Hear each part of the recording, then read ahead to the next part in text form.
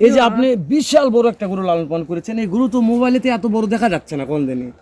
সেই জন্যই তো বাবা যে মোবাইলে ছোট দেখা যাচ্ছে, ওই জন্যে যাই গরুটা নিবি আমার বাড়িতে এসে দেখে শুনে তারপরে গরু জানলে হয়। মানে আপনার কথা বাবা, আমি গরিব মানুষ, যাইলে আমার বাড়িতে এসে চারটা খাওয়া দাওয়া করুক, কিছু পারিবা না পারে এক গ্লাস পানি খাক, হ্যাঁ খাওয়া দাওয়া করে আমার বাসায় গরুটা দেখে শুনে যদি শুনে পছন্দ হয়, পছন্দ হয় তে নিবি, যদি মনের মতন ওই ভাইয়ের কুরবানি হয় তাহলে যেন ওই ভাই নেয়, আর যদি পছন্দ না হয় তাহলে নেওয়ার দরকার নেই। মাশাআল্লাহ, মনের মতন কথা বলেছেন, একেবারে লিগ্যাল কথা এটা।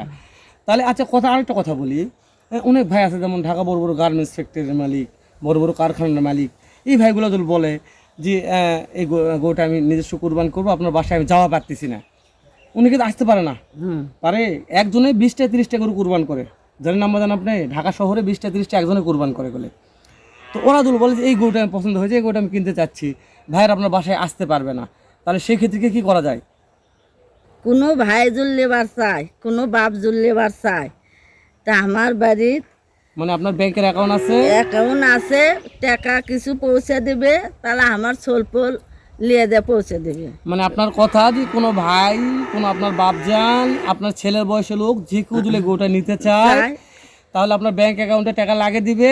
হ্যাঁ এই 10 দিন কুরবানির সময় আছে হাতে, এই 10 দিন আপনি লালন পালন করে লালন খাওয়াবেন। পালন করে পৌঁছে দেবো, আপনি ওই কুরবানির একদিন আগে আপনার বাচ্চাদের পৌঁছে দিয়ে আসবেন ওর বাসায়। দিয়ে আসবি। মাশাআল্লাহ মাশাআল্লাহ, না যেহেতু বড় গরু, বিশাল বড় বিগ সাইজের, আর যারা আপনাদের বগুড়া এলাকার লোকজন আছে, বগুড়া জেলার, আমি মনে করি বগুড়ার অনেক লোক আমার ভিডিওগুলো দেখে, তো এইরকম যদি কোনো বগুড়ার একটা ভাই নিতে চায়, যেহেতু আপনার বগুড়া জেলাতে এত বড় একটা গরু লালন পালন করেছেন, অসুবিধা নাই, তাহলে আসে দেখে শুনে দাম দর করে তো বললাম বিশাল বড় একটা গরু দর্শককে দেখালাম, তো আপনার এইদিকে পানি শুধু গরুটা নিবার চায়, তাহলে কিভাবে আসবে, কি করবে, ওই জন্য বাসা ঠিকানা একটু বলতে হবে, বাসা কোথায়? দাম দর করে নিয়ে যাবে। বাবা আমি গরিব লোক, আমার কাছে ভাত নাই, আমি পানি খাবো বাবা।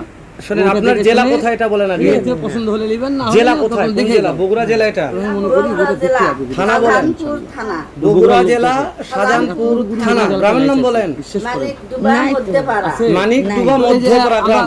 কথা বলতে বগুড়া সাত মাথা থেকে আপনার বাসায় আসতে কত টাকা ভাড়া লাগবে? আসে 50 টাকা। অনলি 50 টাকা ভাড়া লাগবে। তাহলে আপনার বাসায় গরু লেগ বানানে আসে দেখে যাওয়া পারবে।